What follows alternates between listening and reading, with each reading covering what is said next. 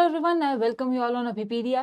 तो मेरा नेम है Deepali Kakkar and NABARD grade exam में मैं आपके लिए जर्नल अवेयरनेस के ऊपर काफ़ी important current affair based session जो लेकर आई, ठीक है। बट आज का जो सेशन है I would say is more important than any other session you have followed till now, ठीक है। क्योंकि आज के सेशन में हम इम्पॉर्टेंट जो रिपोर्ट्स रही हैं, जो एग्जाम्स में काफ़ी इंपॉर्टेंट होती हैं, लास्ट मिनट रिविजन के लिए तो बहुत इंपॉर्टेंट हो जाती है, उनको डिस्कस करने वाले हैं, राइट। सो इन सब इम्पोर्टेंट रिपोर्ट्स को आपको ध्यान से सुनना है। हम जो मेजर रिपोर्ट्स हैं उनको टारगेट करेंगे, बट उसके साथ साथ कुछ और मेंशन करेंगे रिपोर्ट्स को, ठीक है। तो ये सारी रिपोर्ट्स को आपने एक बार जरूर ध्यान जो है रिवाइज करके जाना है। इन सेशन को क्या करना है, like as well as share, ठीक है। सो इस सेशन को अगर आप पसंद करेंगे तो लाइक एंड शेयर भी जरूर कीजिए, अटेम्प्ट करने की कोशिश कीजिए। अब हम अपना सेशन शुरू करते हैं बिकॉज एग्जाम के पहले का ये टाइम बहुत ही क्रूशियल है, ठीक है जी। तो फर्स्ट क्वेश्चन देखिए, which institution has recently released the first global report on the hypertension? Hypertension को लेके पहली बार ग्लोबल रिपोर्ट निकाली गई है, ठीक है। काफी न्यूज में थी, सितंबर में ही निकाली गई है। तो पहली बार निकाले जाने के कारण ये रिपोर्ट हमारे लिए बहुत इंपॉर्टेंट हो जाती है, ठीक है। एंड आपको ये बताना है किस इंस्टीट्यूशन ने रिलीज की।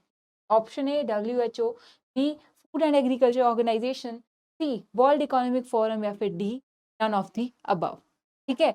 तो क्या इनमें से कोई ऑर्गेनाइजेशन थी भी जिन्होंने ये फर्स्ट ग्लोबल हाइपरटेंशन के, ठीक है। तो ये क्वेश्चन बहुत इंपॉर्टेंट है एंड हम याद रखेंगे the report has been released by WHO, ठीक है। तो WHO वर्ल्ड हेल्थ ऑर्गेनाइजेशन, जो कि एक लीडिंग ऑर्गेनाइजेशन है हेल्थ की जो हमारी होती हैं एक्टिविटीज को लेके, ठीक है। रिपोर्ट्स निकालती है, डिफरेंट प्रोग्रेस देखती है, एक्टिविटीज स्कीम्स पॉलिसीज की, ठीक है, ओवर ग्लोबली देखती है, राइट। तो WHO की ही रिपोर्ट थी, ठीक है। तो रिपोर्ट का टाइटल क्या था, global report on the hypertension, the race silent killer, ठीक है।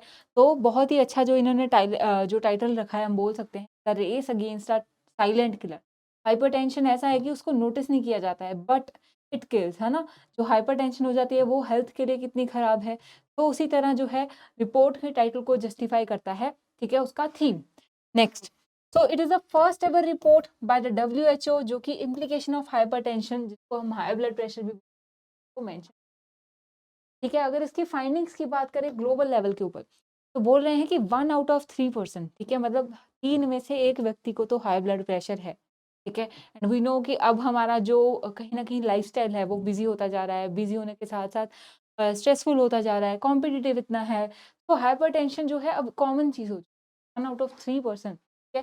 Next, number of people living with hypertension in 1919 में, अगर ठीक है जो है 650 मिलियन लोग हाइपरटेंशन से थे ग्रस्त, तो अब बोल सकते हैं कि 1.3 बिलियन जो लोग हैं they are suffering from the hyper, ठीक है। उसके बाद more than 75% affected adults are in the low and middle income countries. ये देखिए, low and middle income countries वाले जो लोग हैं वो ज्यादा सफर कर रहे हैं, ठीक है। तो कहीं ना कहीं ये इस चीज के ऊपर भी रिफ्लेक्ट करता है कि हायर लिविंग स्टैंडर्ड जो है उससे जो बीमारियां हैं वो कम हो जाती है। बट मेजर क्या रखना है, the race against a silent killer, first ever report on the hyper by WHO, 1 in a 3%, okay. तो ये बहुत इंपॉर्टेंट की, ठीक है जी। अब नेक्स्ट क्वेश्चन की तरफ चलते हैं। सबसे पहले हमें कुछ इंपॉर्टेंट रिपोर्ट्स लिखनी है जो WHO निकालता है, ठीक है। तो जो भी WHO की इंपॉर्टेंट रिपोर्ट्स हैं जो रिसेंट थी, जैसे कि WHO report on the global tobacco epidemic 2023, ठीक है। तो इसको लेके हमने एम पावर जो इनिशिएटिव है, एम पावर की ऑलरेडी डिस्कशन की थी। ये टबैको के ऊपर जो है मॉनिटरिंग, उसकी पॉलिसीज, रिस्ट्रिक्शंस के ऊपर, प्रोडक्शन के ऊपर, एडवर्टाइजमेंट के ऊपर सब जो है रोक लगाने की बात करता है। हमने ऑलरेडी इसको डिस्कस किया है। तो एम पावर अगर इनिशिएटिव आए तो WHO का है, टोबैको से लिंक्ड है, ठीक है। एंड वैसे ही एक रिपोर्ट है ग्लोबल टोबैको एपिडेमिक रिपोर्ट जो है ये WHO ने रिलीज की। Next, WHO report on the global tobacco epidemic, चलो ये रिपीट हो गया, ठीक है। Next, health for all transforming economics to deliver what matters, health for all, ठीक है। तो ये भी जो रिपोर्ट थी इसमें भी जो WHO है इन्होंने हाईलाइट किया था कि इकोनॉमीज में जो हेल्थ है उसका स्टेटस कैसा चल रहा है, ठीक है। नेक्स्ट, एक और इम्पोर्टेंट रिपोर्ट की बात करते हैं, progress on the house hold drinking water, sanitation, hygiene, ठीक है, and with special focus on the gender, ठीक है। तो ये बहुत ही एक अच्छी रिपोर्ट है, इसको भी हमें याद रखना है। दैट प्रोग्रेस किसके ऊपर देख रहे हैं, वाटर एंड हाइजीन के ऊपर, ठीक है। एंड जो स्पेशल फोकस किसके ऊपर रखती है, जेंडर रिलेशंस रिलेटेड इश्यूज के ऊपर, बिकॉज समहाउ वुमेन जो है, ठीक है, सैनिटेशन की, हाइजीन की, या फिर अगर ड्रिंकिंग वाटर की बात करें तो उसके लिए they are considered more important and more vulnerable as well, right. अगर पानी नहीं है तो फेच किसे करना पड़ता है, ठीक है। अगर सैनिटेशन की प्रॉब्लम है तो ज़्यादा प्रॉब्लम किसे फेस करनी पड़ती है, वुमेन्स को। तो उसी को जो है ये एनहांस करते हुए रिपोर्ट निकाली गई थी बाय यूनिसेफ एंड WHO, ठीक है। ये जो है कंबाइंड रिपोर्ट थी बाय यूनिसेफ WHO। तो इन सब रिपोर्ट को भी आपने ध्यान से देख के जाना है एग्जाम। क्लियर है जी। नेक्स्ट अब हम अपने क्वेश्चन के ऊपर चलते हैं। तो सेकंड क्वेश्चन है, the global trends in the child monetary poverty according to the international poverty lines is released by world bank and, ठीक है। तो देखिए जो रिपोर्ट है ना, इसका नेम बड़ा बड़ा है, तो मेन चीज क्या बात कर रहे हैं, global trend in the child poverty, ठीक है, कि चिल्ड्रन को कितनी पॉवर्टी जो है वो फेस करनी पड़ती है।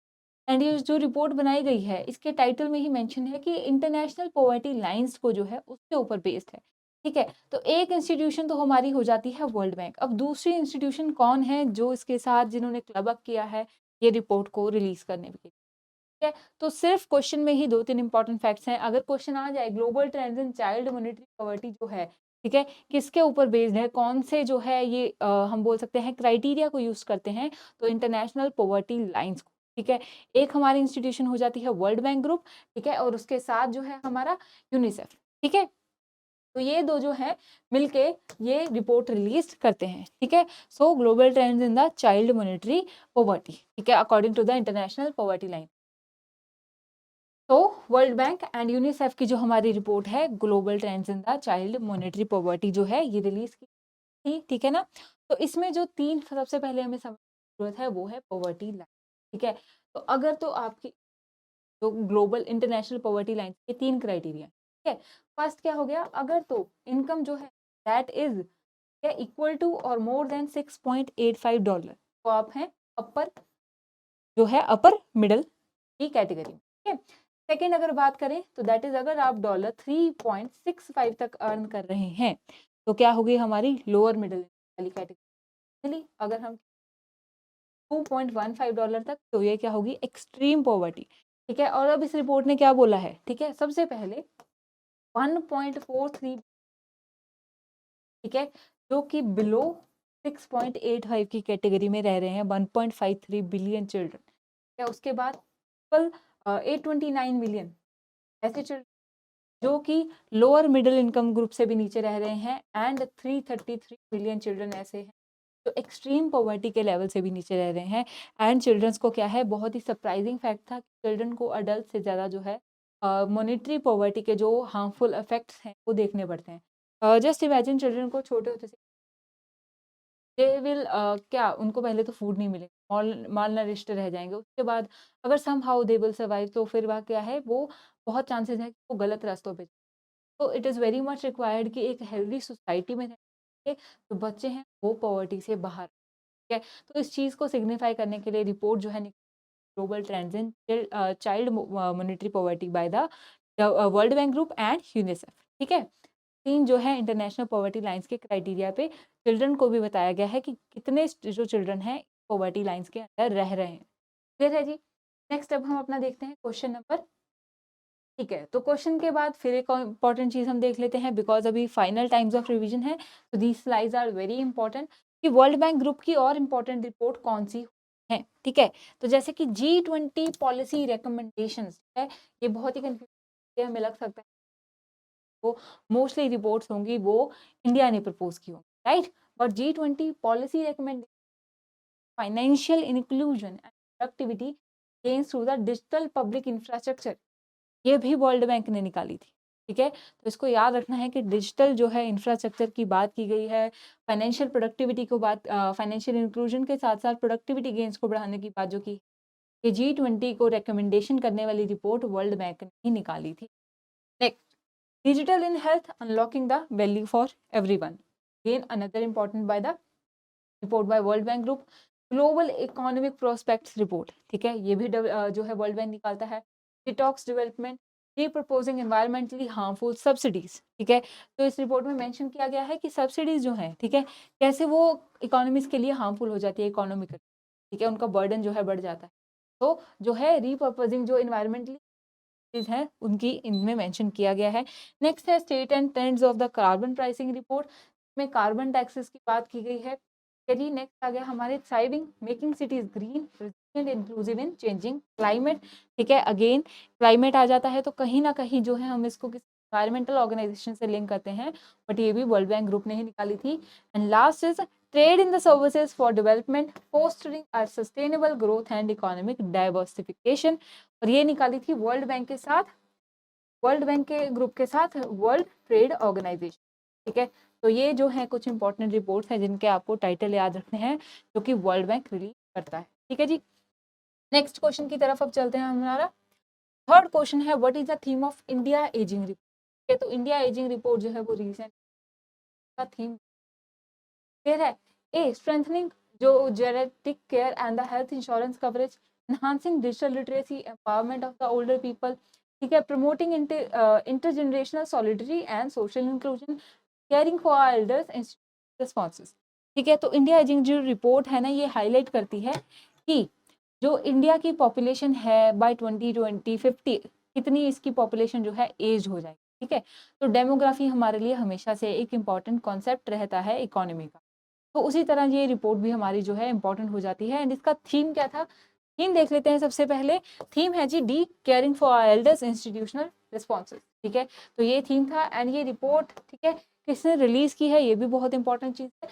तो it has been released by international institute for the population sciences and the United Nation population fund. ठीक है, तो दो इंस्टीट्यूशन ने मिलकर जो रिपोर्ट है इसको रिलीज किया था, international institute for the population sciences and the United Nation population fund के द्वारा। ठीक है, अब थीम हमने देख लिया है caring for elders institutional responses. अब ये ग्लोबल लेवल की रिपोर्ट थी। ठीक है, इंडिया एजिंग रिपोर्ट जो है बट इसमें कुछ ग्लोबल फाइंडिंग्स को भी जो है मेंशन किया गया था। तो फर्स्ट फाइंडिंग क्या है कि 1.1 बिलियन जो है ग्लोबल पॉपुलेशन है वो 60 ईयर्स ऑफ अबव है। ठीक है, मतलब 13 या 14% आप देख सकते हैं वो 60 ईयर्स ऑफ अबव है। ठीक है, तो उनको क्या है, उनको वेलफेयर स्कीम्स की रिक्वायरमेंट होगी, वो कहीं ना कहीं इकोनॉमी में अपना कॉन्ट्रीब्यूशन जो है वो कम कर पाएंगे। Next, number of older person in the world is likely to double by 2050, तो अप्रोक्सीमेटली डबल हो जाएगा 2050 तक। ठीक है, तो ये जो इंपॉर्टेंट फाइंडिंग्स हैं इनके ऊपर भी कहीं ना कहीं समटाइम्स क्वेश्चन बन सकता है कि एवरेज ओवरऑल वर्ल्ड पॉपुलेशन की बात करें तो कितनी पॉपुलेशन ऐसी है जो कि 60 ईयर्स अबव है। ठीक है, तो 14%। बाय 2050 कब तक डबल होने के एस्टिमेट है कि ये पॉपुलेशन डबल हो जाएगी, तो बाय 2050। ठीक है, तो ये जो चीजें हैं इंपॉर्टेंट आपके देखने वाली हैं। So let's move to our next question and the question is according to India Aging Report। ठीक है, एक और चीज क्या मेंशन वाली है, नेम है India ageing report but India जो है स्पेसिफिक इंडिया नहीं है। ठीक है, ये वर्ल्ड के लेवल पे निकाले जाने वाली रिपोर्ट है। दो इंस्टीट्यूशन निकालती है, United Nation population fund combined with the international institute for the population sciences. ठीक है, तो ये चीज आपको जरूर जरूर ध्यान रखनी है। इसी रिपोर्ट के ऊपर क्वेश्चन है what is the projected percentage of India's population that will be early by 2050। ठीक है, तो ये क्वेश्चन क्यों इंक्लूड किया, जैसे हमें हमने दो इंपॉर्टेंट ग्लोबल ट्रेंड्स को अभी जो है नोटिस किया था, ठीक है, मेंशन किया था, वैसे ही इस प्रकार से भी क्वेश्चन आ सकता है। तो पूछा जा रहा है कि 2050 तक क्या एक्सपेक्टेशन है कि इंडिया की पॉपुलेशन की परसेंटेज क्या हो जाएगी। ठीक है, एल्डरली पॉपुलेशन, ठीक है, इसमें जो है हाँ राइट, एल्डरली पॉपुलेशन जो है उसकी परसेंटेज क्या हो जाएगी, 10%, 15%, 20 और 25। ठीक है, तो एक चीज देखिए, अभी हमने क्या देखा कि ग्लोबल लेवल पे करंट क्या है 13%, और कहीं ना कहीं इंडिया की पॉपुलेशन तो बहुत ज्यादा है। So it is a safe score कि अगर हम मान ले कि 15 या 13% के अराउंड तो इंडिया की आज भी होगी, दो ऑप्शन तो एलिमिनेट हो ही जाते हैं, है ना। तो इस तरह से भी आप सोच सकते हैं कि अगर इतनी अभी ही वर्ल्ड ग्लोबल लेवल की है तो इंडिया भी इसके अराउंड होगा। एंड ग्लोबल लेवल की पे क्या प्रोडिक्शन है कि बाय 2050 22% जो है वो पॉपुलेशन एल्डरली होगी, और अगर इंडिया की बात करें तो अराउंड 20%। ठीक है, तो आंसर क्या हो गया हमारा सी। क्लियर है जी, इसकी भी अब देख लेते हैं की फाइंडिंग्स, आगे देख लेते हैं इंडिया स्पेसिफिक क्या है। तो करंट पॉपुलेशन की अगर बात करें, ठीक है, ग्रोथ रेट की 41% से जो है ये ग्रोथ रेट हो रही है। ठीक है, कि पॉपुलेशन 41% से बढ़ रही है एंड डबल हो जाएगी बाय 2050 बाय सेंचुरी एंड, चलो ठीक है इतना तक हमें नहीं देखना है, बट 2050 तक क्या है कि 20% को जो है एक्सीड कर सकती है, हमारी 1/5 ऑफ द पॉपुलेशन जो वो एल्डरली होगी। अब इन चीजों को देखते क्यों है, ठीक है, चाहे एग्जाम के लिए इंपॉर्टेंट नहीं है बट आप सोच रहे होगे कि ये रिपोर्ट इंपॉर्टेंट क्यों है, क्योंकि देखिए हम एक इकोनॉमी में रह रहे हैं, एक नेशन में रह रहे हैं जिसमें हर तरह के लोग होंगे, चिल्ड्रन भी होंगे, एल्डरलीज भी होंगे, एंड गवर्नमेंट को क्या है सोशल स्कीम्स बनानी होती है, वुमेन ओरिएंटेड भी होती है, तो उसके लिए हमें क्या है वुमेन के ऊपर डाटा चाहिए। ऐसे ही एल्डरलीज ग्रुप को भी क्या चाहिए, वेलफेयर स्कीम चाहिए, social scheme, pension fund, right. तो उसके स्कीम्स के लिए जो ये रिपोर्ट्स हैं वे हेल्पफुल है कि अगर हम प्रोजेक्ट करेंगे इतनी पॉपुलेशन हमारी क्या रहेगी एल्डरली, तो उनके लिए कितना फंड चाहिए होगा, ठीक है। तो ये एक छोटा सा पॉइंट था, आई होप आपको रिपोर्ट की इंपॉर्टेंस समझ आएगी। अब इंडिया एल्डरली पॉपुलेशन की बात करें तो currently 10.5% of our population is elderly, and ये बढ़ के 14.36% हो जाएगी 2026 तक, एंड 2050 तक 20% टू 21% जो है इसके होने के आसार हैं, ठीक है। तो ये रिपोर्ट की findings policy point of view से बहुत इंपॉर्टेंट, ठीक है जी। नेक्स्ट क्वेश्चन देखिए, assessment report on invasive alien species and their control, ठीक है, which highlights the economic cost of the invasive alien species has been reduced by which of the following, ठीक है। तो असेसमेंट रिपोर्ट है किस चीज के ऊपर, इन्वेजिव एलियन स्पीशीज के ऊपर, और उनको कंट्रोल करना है। क्यों करना है, जो भी इन्वेजिव स्पीशीज होती हैं जो वाटर बॉडीज में आ गई या हमारे जो है किसी भी तरह इकोसिस्टम में अगर आ गई, वो यहाँ की नहीं है, तो वे क्या करेंगी कि वो अपने फूड को लेने के लिए यहाँ की लोकल जो स्पीशीज है उनको भी एंडेंजर करेंगी। लोकल स्पीशीज जो है वो क्यों इंपॉर्टेंट है, एक जगह के इकोसिस्टम को मेंटेन करने की, ठीक है। तो ये जो रिपोर्ट है, ठीक है, किसने निकाली थी आपने ये बताना है, intergovernmental platform on biodiversity and ecosystem services, CPCB, that is central pollution control board, Fraser institute, या फिर ग्लोबल एनवायरनमेंट फैसिलिटी, ठीक है। तो रिपोर्ट का अगेन एक हमारे ये सभी रिपोर्ट जो होती है ना, एक तो हमें जो है ग्लोबल लेवल पे स्टैंडिंग देती है, दूसरा स्कीम्स फॉर्मुलेट करने में हेल्प। अवार्ड ऑफिसर बन रहे हैं, you will have to analyse so many reports, ठीक है। ग्लोबल लेवल की कुछ देखनी पड़ेंगी, कुछ आपको देखनी पड़ेंगी आपके लोकल एरियाज में वाटर का लेवल क्या चल रहा है, ठीक है। तो वो ऑफिसर लेवल पे ये सारी रिपोर्ट्स एनालाइज करनी इंपॉर्टेंट हो जाए। चलो अब बात करते हैं कि ये रिपोर्ट किसने निकाली है, assessment report on the invasive alien species. तो answer would be A, intergovernmental platform on the biodiversity and services, right. तो ये जो रिपोर्ट निकाली गई है ये क्या बोलती है कि more than 37,000 species by the human activities the region and biome, ठीक है, out of which 35 are invasive. मतलब बात कर रहे हैं कि अप्रोक्सीमेटली जितने भी हम एक जगह से दूसरी जगह स्पीशीज ले जाते हैं, प्लांट्स ले जाते हैं, एनिमल्स ले जाते हैं, उनमें से 10% जो है इन्वेजिव हो जाती हैं, अनकंट्रोलेबली बढ़ती हैं, ठीक है। एंड जो ये स्पीशीज होती हैं एक मेजर फैक्टर होती हैं एंड ड्राइवर होती हैं एक्सटिंक्शंस का, animal as well as plant extinction, ठीक है। And in 2019 global economic cost जो इनके कारण हुई थी वो थी $423 बिलियन, ठीक है। तो ये जो होती हैं स्पीशीज इनको भी कंट्रोल्ड जो है एक जगह से दूसरी जगह हमें लेके जाना चाहिए। क्या अब रिपोर्ट किसने निकाली थी, governmental platform of biodiversity and ecosystem services, and the report is named as assessment report on invasive alien and their control. याद रहेगा, अच्छे थी ये रिपोर्ट हमारे लिए। नेक्स्ट चलते हैं, 6th क्वेश्चन के ऊपर है, which city top the Swachh Vayu सर्वेक्षण 2020 क्लीन एयर सर्वे। तो under the national clean air programme Swachh Vayu सर्वेक्षण किया जाता है, ठीक है। और इसमें अब कौन सी सिटी ने टॉप किया है, ठीक है। तो ये बहुत ही जनरलाइज क्वेश्चन है, इंपॉर्टेंट क्वेश्चन है, तो you should know this answer, ठीक है। Answer should be A B C D, ठीक है। इंदौर, मैसूरू, कोची या पणजी में से कौन सा आंसर होगा आपको ये, ठीक है। एंड ऑलरेडी डिस्कस क्वेश्चन है, आप सबको याद आ गया होगा, जितने जो भी बच्चे हम सब ऑलरेडी रिवाइज कि इंदौर जो है इसने जो है टॉप किया था इन द स्वच्छ वायु सर्वेक्षण, followed by Agra and Thane, ठीक है। तो ये जो रिपोर्ट है स्वच्छ वायु सर्वेक्षण क्लीन एयर सर्वे बोलते हैं, ठीक है। तो ये कब रिलीज हुई थी, occasion of 4th international day of clean air for the blue skies, जो कि 7 सितंबर को मनाया जाता है, ठीक है। तो एक और इम्पॉर्टेंट फैक्ट मिल गया कि 7 सितंबर को international day of clean air for blue sky जो है वो सेलिब्रेट किया गया था। इसी दिन हमारी स्वच्छ वायु सर्वेक्षण की जो है रिपोर्ट आई थी, फर्स्ट कैटेगरी जो कि बोलती है मिलियन प्लस पॉपुलेशन की अगर सिटीज की बात करें तो उसमें इंदौर ने टॉप किया है स्वच्छ वायु सर्वेक्षण क्लीन एयर जो सर्वे है, फॉलोड बाय आगरा, ठीक है। एंड लास्ट है हमारी ठाणे, लास्ट नहीं थर्ड, ठीक है। टॉप 3 की बात कर रहे हैं, इसमें 130 जो है आइडेंटिफाई को जो है सर्वे किया गया था, ठीक है जी। इसी सर्वे के ऊपर एक और क्वेश्चंस को भी साथ ही हम रिवाइज कर लेते हैं। तो in how many categories have been divided purpose of the Swachh Vayu सर्वेक्षण 3। तो हमने अभी एक कैटेगरी की बात की है मिलियन प्लस, जो सबसे जनरलाइज्ड क्वेश्चन पूछा जा सकता है, मिलियन प्लस के ऊपर कौन सी सिटी ने टॉप किया, तो एक कैटेगरी होगी। ऐसी ही और कितनी कैटेगरीज नहीं होंगी, ठीक है, इंक्लूडिंग दिस। तो कितनी कैटेगरीज के अंदर स्वच्छ वायु सर्वेक्षण के लिए जो सिटीज है उनको क्लासिफाई किया गया था? ऑप्शन ए 2, बी 3, सी 4 या D none of the above. ठीक है, तो इसको हम डिस्कस कर लेते हैं कि 3 कैटेगरीज में जो है सिटीज को कैटेगराइज किया गया था। ठीक है, तो जो 3 कैटेगरीज थी, ठीक है, 130 सिटीज थी, हमने देख लिया है 8 मेजर पॉइंट। ठीक है, तो मेजर पॉइंट सबसे पहले, first is control of biomass, second municipal solid जो वेस्ट है उसकी बर्निंग, थर्ड हो गया हमारा रोड डस्ट, फोर्थ हो गया dust from the construction and demolition, fourth हो गया व्हीकल से जो एमिशंस होता है, फिफ्थ होता है जो इंडस्ट्रीज करती है, सिक्स हो गया हमारी पब्लिक अवेयरनेस कितनी है हमारे वातावरण को क्लीन रखने के लिए, एंड सेवेंथ हो गया इम्प्रूवमेंट इन PM10 कंसंट्रेशन। ठीक है, तो ये कुछ हमारे जो हो जाते हैं मेजर 8 मेजर पॉइंट्स है जिसके ऊपर स्वच्छ वायु सर्वेक्षण बेस्ड था। 3 कैटेगरीज की बात की गई है। फर्स्ट हो गई जो है million plus, that is 10 lakh. ठीक है, उसके बाद population between 3 lakh to 10 lakh and then is population less than the 3 lakh. ठीक है, तो इन तीनों कैटेगरीज की जो टॉप रैंक है, जैसे इसका हो गया हमारा इंदौर, ठीक है, एंड नेक्स्ट हो गया अमरावती, राइट। तो ये भी हमें जो है याद रखना है फॉर द एग्जाम। ठीक है जी, तो ये एग्जाम के लिए इंपॉर्टेंट है, ये भी हम याद रखें। नेक्स्ट देखते हैं, what is the rank of India in the global innovation index 2023।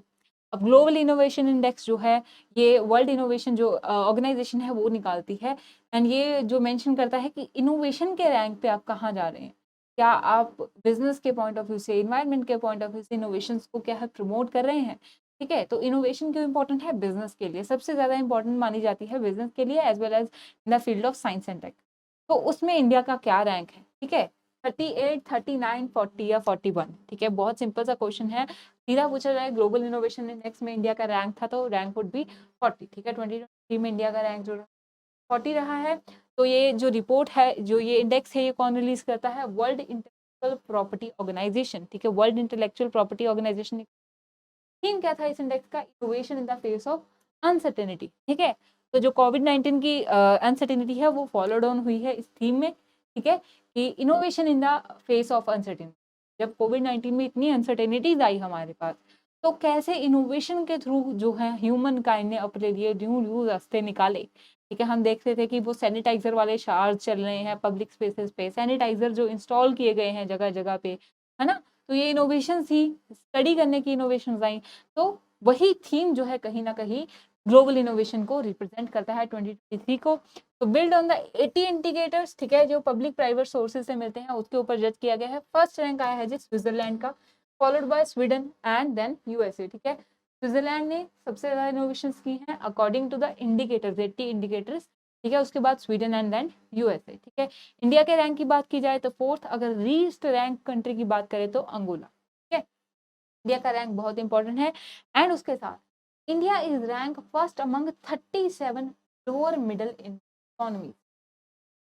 जो लोअर मिडिल इकोनॉमीज है, इनकम इकोनॉमीज है, उसमें इंडिया जो है फर्स्ट रही है among 37 and is the top innovator performer among the 10 economies in the central and the southern Asia. ठीक है, ये दो जो स्टेटमेंट है ना, अगर एग्जामिनर आपसे टफ क्वेश्चन पूछना चाहेगा तो ये स्टेटमेंट्स को यूज कर सकते हैं। तो लोअर मिडिल इनकम में फर्स्ट रही है इंडिया अमंग 37, और ऐसे ही central and southern Asian countries में भी जो है ये टॉप 10 जो इकोनॉमीज है उसमें टॉप परफॉर्मर रही है इन द फील्ड ऑफ इनोवेशन। ठीक है, तो इंडिया की इंप्रूवमेंट हुई है, ये आपको याद रखनी है, और इसीलिए रैंक भी इंपॉर्टेंट हो जाता है। ठीक है जी, नेक्स्ट अब हम क्वेश्चन देखते हैं अपना। तो the question is 9th question, state of the working India 2023 report जो कि रिलीज किसने की है? अजीम प्रेमजी यूनिवर्सिटी। क्वेश्चन में सिर्फ यही नहीं देखना है कि क्या पूछा गया है, रिवीजन का टाइम है तो क्वेश्चन वाले फैक्ट भी याद रखिए। ठीक है, तो state of working India report 2023 जो किसने निकाली है? अजीम प्रेमजी यूनिवर्सिटी ने। अभी ये काफी न्यूज में भी रही थी, सितंबर में ही ये जो रिलीज हुई थी। ठीक है, तो इस रिपोर्ट में बताया गया है कि कैसे अभी भी जो है हमारी, ठीक है, कुछ जो क्या बोल सकते हैं इनइक्वालिटीज हैं वो डिफर करती हैं और वो इफेक्ट करती हैं अर्निंग ऑफ द इनकम के ऊपर, राइट। तो इसका थीम क्या था? Social identities and labour market outcome. ठीक है, social inclusion and economic growth, social protection and employment guarantee या social justice and human development. ठीक है। तो ये जो रिपोर्ट है ना, इसका थीम क्या था कि मैंने क्या मेंशन किया, सोशल जो हमारी आइडेंटिटी है वो अभी भी अफेक्ट करती है कि कितनी हम अर्निंग कर पाते हैं। ठीक है, तो मतलब कि आप लेबर मार्केट में अगर जाएंगे तो आपकी जो कास्ट है अभी भी एक इम्पॉर्टेंट फैक्टर है कि आपको उससे कितनी अर्निंग आप कर सकते हो।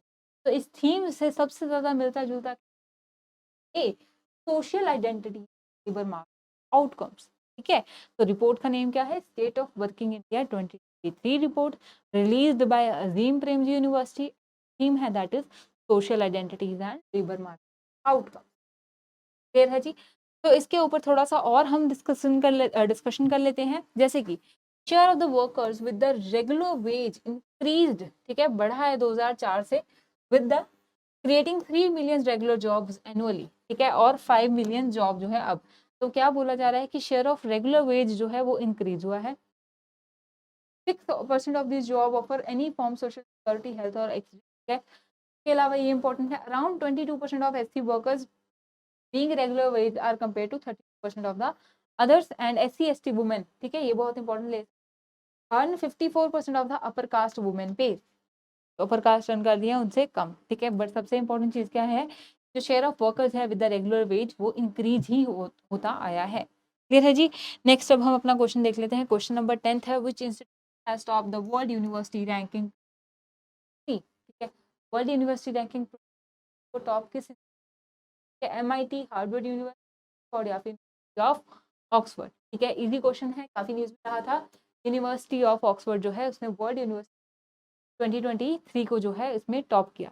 ठीक है, अगर इसकी बात करें तो इसमें 5 एरियाज के ऊपर जो है ये रैंकिंग देखी जाती है, टीचिंग, रिसर्च, रिसर्च क्वालिटी, उसका environment, industry engagement and international outlook. ठीक है, तो ये 5 जो टॉपिक्स हैं, क्राइटेरियाज के ऊपर जो है यूनिवर्सिटीज को रैंक किया जाता है।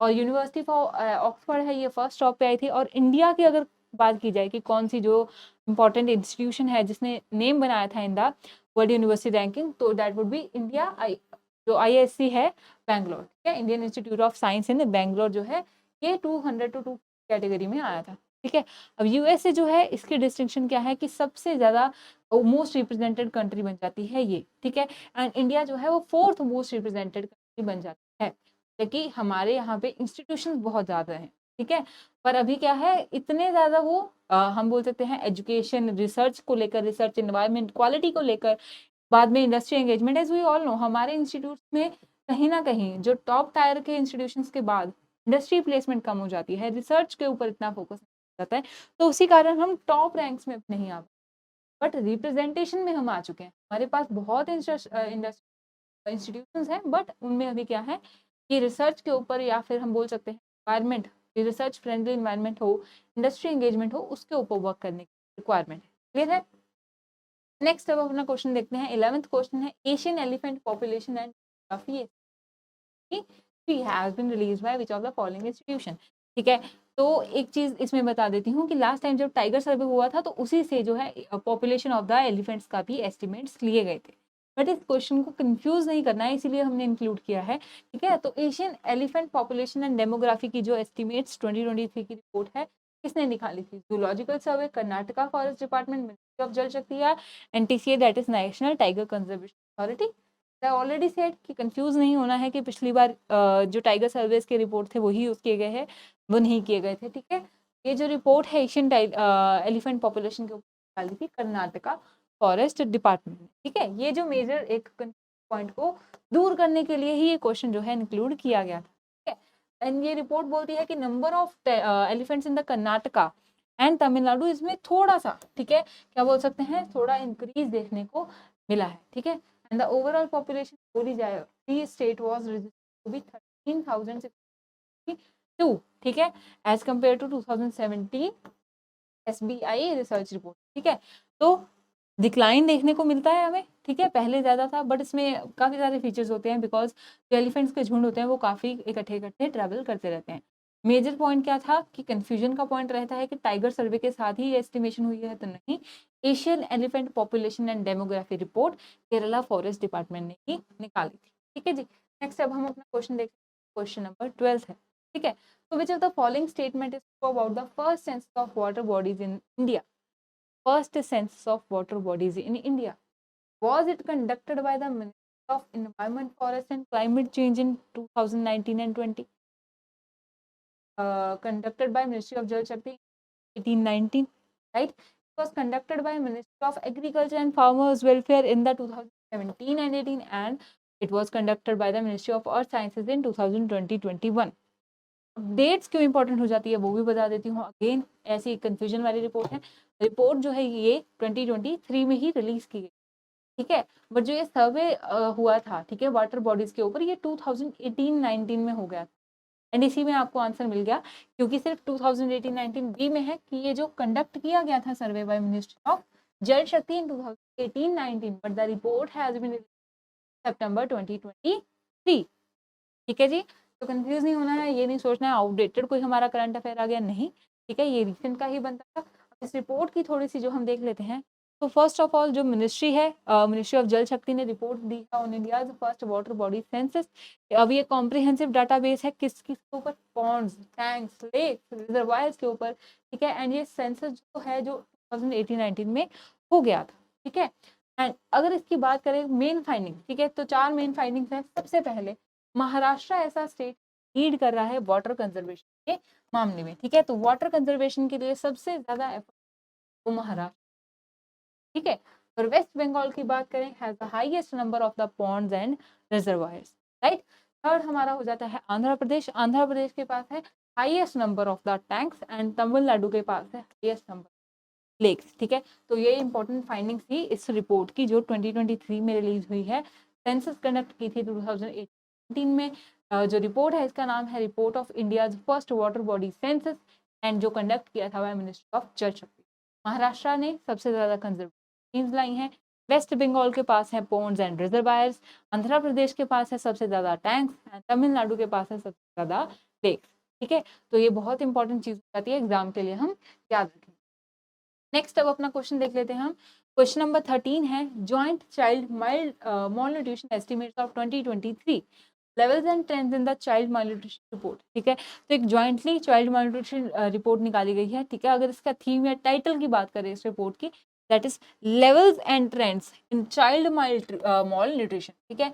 ये अभी काफी सारी ऑर्गेनाइजेशन इसमें जो है कॉन्ट्रीब्यूट कोलैबोरेटिवली अप्रोच ये रिपोर्ट निकाली गई थी। First is world bank, second is UNICEF and third आपको बताना है कि तीसरी कौन सी ऑर्गेनाइजेशन, ठीक है। WHO, B, WTO, C world economic forum या D IMF, ठीक है। World health organisation, world economic forum, world trade organisation या IMF में से किसने इस रिपोर्ट में जिसमें मेंशन किया गया है चाइल्ड माल न्यूट्रिशन को, रिपोर्ट का टाइटल क्या था, level and trends in child mall nutrition report, ठीक है। तो वर्ल्ड बैंक यूनिसेफ के साथ जो WHO ने, ठीक है जी। तो WHO ने एंड उसके साथ साथ और भी इंपॉर्टेंट देख लेते हैं, तो United Nation children's fund, world health organisation, international bank for the reconstruction and development and world bank group, ठीक है। तो ये सारी जो ऑर्गेनाइजेशन है इन्होंने मिलकर एक ज्वाइंट चाइल्ड माल न्यूट्रिशन रिपोर्ट निकाली थी, ठीक है। अब इसकी सबसे की फाइंडिंग क्या है, that 18.7% of Indian children were affected by wasting in 2020 due to poor nutrient intake, ठीक है। तो ये जो है सबसे की फाइंडिंग है। ग्लोबली बात की जाए तो 148 मिलियन चिल्ड्रन जो है अंडर एज ऑफ 5 वो स्टंटेड थे, 45 मिलियन वेस्टेड थे एंड 37 मिलियन ओवर वेस्ट, ठीक है। तो ये भी जो है इंपॉर्टेंट फाइंडिंग है इस रिपोर्ट की। अब हम बात कर लेते हैं स्टंटिंग का क्या मतलब होता है। स्टंटेड मतलब लो हाइट फॉर वेट, ठीक है। वेट के हिसाब से क्या है हमारा, लो हाइट फॉर वेट, वेट के हिसाब से हमारी हाइट कम है, ठीक है। और दूसरा अगर वेस्टिंग की बात की जाए तो that is low weight for height, ठीक है। तो बिल्कुल रेसिप्रोकल चलते हैं, that is low weight for height, ठीक है। तो इनको ऐसे ही हमें याद रखना, और इसी की जो इम्पोर्टेंट जो की एस्पेक्ट देखे गए, ठीक है। और इसमें डिक्लाइन भी देखा गया है, तो डिफरेंट डिफरेंट एस्पेक्ट्स हैं, बट मेजर क्या है कि इंडिया में अभी भी जो है 18.7% चिल्ड्रन आर वेस्टेड, उनकी जो हाइट के हिसाब से वेट है कम है, ठीक है जी। नेक्स्ट अब अपना क्वेश्चन देख लेते हैं। 14th क्वेश्चन है, which state ranked first in the export preparedness index. बहुत इंपॉर्टेंट इंडेक्स है, बट आपको याद भी होगा कि नीति आयोग ने निकाला था, ठीक है, इन फॉर द कॉम्पिटिटिव, किसने किसने, NITI Aayog and institute of competitiveness ने निकाला था एक्सपोर्ट प्रिपेयर्डनेस में। टॉप किसने किया था, गुजरात, तमिलनाडु, महाराष्ट्र या उत्तर प्रदेश। तो अगेन अ वेरी इजी, काफी न्यूज है, तो आंसर ए तमिलनाडु। ठीक है, तमिलनाडु जो है इसने टॉप किया था एक्सपोर्ट प्रिपेयर्डनेस इंडेक्स, जो कि इवेल्युएट करता है 4 मेन जो है पिलर्स के ऊपर। फर्स्ट पॉलिसी, एक्सपोर्ट को लेकर पॉलिसीज क्या क्या है। सेकंड, बिजनेस इकोसिस्टम कैसा है उस स्टेट का। फोर्थ, एक्सपोर्ट का इकोसिस्टम कैसा है। एंड फोर्थ जो एक्सपोर्ट की परफॉर्मेंस क्या है। तो 4 जो है पिलर्स के ऊपर ये बेस्ड होता है export preparedness index. Overall ranking में तमिलनाडु, महाराष्ट्र, कर्नाटक, ठीक है, याद रखेंगे Tamil Nadu, Maharashtra are the three top performers. Policy के मामले में कर्नाटका ने सबसे अच्छा परफॉर्म किया। बिजनेस इकोसिस्टम किसने दिया कि आप अच्छे से काम कीजिए, कर्नाटका ने। एक्सपोर्ट इकोसिस्टम किसने दिया, महाराष्ट्र ने, क्योंकि एक क्या है, मुंबई है, बहुत इंपॉर्टेंट पोर्ट सिटी हो जाता है, ठीक है, तो वो महाराष्ट्र ने। एंड एक्सपोर्ट परफॉर्मेंस में सबसे एक्सेल कर गया गुजरात। ठीक है, तो ये जो है इनके मेन क्राइटेरिया को याद रखना है। नेक्स्ट क्वेश्चन अब देखते हैं। ठीक है, क्वेश्चन से पहले एक और इम्पोर्टेंट जो इंडेक्स था आपको रिवाइज करना था। ये भी जो इंडेक्स है वो भी नीति आयोग रिलीज करता है। नेम क्या है, national multi dimensional property index. जो इंडेक्स था ये बेस्ड था नेशनल फैमिली हेल्थ सर्वे के डाटा के ऊपर। ठीक है, तो ये भी इंपॉर्टेंट चीज। अब मेजर किया करता है 3 इक्वली वेटेड डायमेंशन। ठीक है, तो इस इंडेक्स में 3 जो डायमेंशन है उनको इक्वली ही वेट दिया गया है, 3.333%, राइट। तो फर्स्ट इंडेक्स आ जाता है health, second is education and third is standard of living. ठीक है, इसके साथ साथ जो एसडीजी जो सस्टेनेबल डेवलपमेंट गोल्स हैं उनको भी इंडिकेटर को इंक्लूड किया जाता है। ठीक है, तो ये जो है एक important multi dimensional poverty index है और ये बोलता है कि 13.54 पीपल जो है वो बाहर आ चुके हैं मल्टी डायमेंशनल पॉवर्टी से। ठीक है, 2015-16 से 2019-21 तक। ठीक है, इंडिया को जो है सिग्निफिकेंट डिक्लाइन देखने को मिलता है किस चीज में, मल्टी डायमेंशनल जो पुअर हैं उसमें। ठीक है, एंड रूरल एरिया जो है उसने विटनेस किया है fastest decline in the poverty. Decline in poverty मतलब लोग पॉवर्टी से बाहर आ रहे हैं। एंड अर्बन एरियाज में भी रिडक्शन देखी गई पॉवर्टी की। ठीक है, तो कॉमन सी चीज है कि पॉवर्टी में रिडक्शन देखी गई है। मल्टी डायमेंशनल पॉवर्टी इंडेक्स आयोग ने निकाला था। 3 इक्वली वेटेड इसके डायमेंशन है, health, education and living standard. And उसके साथ है हमारा 12 जो है SDGs, that is sustainable development goals. ठीक है जी, नेक्स्ट अब हम अपना क्वेश्चन देखते हैं। सो क्वेश्चन नंबर 15 है, review of the maritime transport 2020 with the theme. ठीक है, थीम क्वेश्चन में ही है, याद रखेंगे, towards a green and just transition. ठीक है, हैज बीन रिलीज्ड बाय। ठीक है, तो थीम से आइडेंटिफाई कर सकते हैं कि बात किसी की। मैरीटाइम ट्रांसपोर्ट जो है, जो हम सीज जो ओशियंस को फॉलो कर रहे हैं ट्रांसपोर्टेशन, ये उसमें थीम क्या रखा गया है, towards a green and a just transition. मतलब हम जो ट्रांसपोर्टेशन कर रहे हैं उसमें इमिशन को कम करना है। ठीक है, किसने रिलीज की, यूएनसीटीएडी, नीति आयोग, डब्ल्यूटीओ या फिर फ्रेजर इंस्टीट्यूट। ठीक है, तो ये भी एक इम्पॉर्टेंट जो हमारी रिपोर्ट है। ठीक है, एंड इसको रिलीज किया था united nation conference on the trade and development. ठीक है, रिपोर्ट का नेम है review of the maritime transport. Decarbonising की बात करता है कि अगर डीकार्बनाइजेशन के ऊपर जाएं हम शिपिंग पे, तो उसकी कॉस्ट कितनी है, $100 बिलियन। ठीक है, तो ऐसे ही इंटरनेशनल शिपिंग एमिशन जो है वो बढ़ गई हैं। ठीक है, उसकी बात की गई है क्योंकि हम कहीं ना कहीं ट्रेड थ्रू ओशंस बढ़ा रहे हैं। ठीक है, विदाउट एक्शन ये एमिशन 130% हो जाएंगी 2008 के लेवल से। ठीक है, तो ये हमारे लिए क्या है, डेंजर पॉइंट। एंड जो 80% of the global trade volume जो है वो यहीं से होता है और इसी के कारण ग्रीन हाउस गैस एमिशन बढ़ती हैं। ठीक है, और उसके साथ साथ हमें बस मेन याद रखना है कि review of maritime transport report जो है वो United nation conference of the trade and development ने निकाली थी। ये हाईलाइट करता है कि कैसे जो हमारे इन्वायरमेंट के लिए शिपिंग इंडस्ट्री को डिकार्बनाइज करना इंपॉर्टेंट है। एंड इसीलिए इंटरनेशनल मैरीटाइम ऑर्गेनाइजेशन ने नेट जीरो का टारगेट किया है कि ग्रीन हाउस एमिशन को वो नेट जीरो कर देंगे बाय 2050 अप्रोक्सीमेट। ठीक है, तो ये जो इंपॉर्टेंट रिपोर्ट्स देख लिए हमने, देख लिए, इन सबको आपने 2 बार रिवाइज कर लीजिए एग्जाम में, इसको अच्छे से देख के जाना है। ये बहुत इंपॉर्टेंट था ये आपके लिए। एंड आई होप कि हमारी पूरी टीम की तरफ से आपने जो भी आपके लिए इंपॉर्टेंट सेशंस लेकर आए थे हम आपने अच्छे से रिवाइज किए हैं। एंड लास्ट मोमेंट में भी डरना नहीं है आपको। ठीक है, जितनी प्रिपरेशन की है उसके ऊपर कॉन्फिडेंस रखिए। ठीक है, एग्जाम अच्छे से होगा, ऐसे कोई इसमें डर के नहीं जाना है, बिकॉज कॉन्फिडेंस के साथ ही हमें जो हमने पढ़ा है याद रहेगा। ठीक है, इस रिपोर्ट वाले सीरीज को भी आप 2 बार रिवाइज कर लीजिए, आपको अच्छे से हेल्प करेगा एग्जाम में। All the best for exam and see you in the next session की प्लानिंग। Thank you.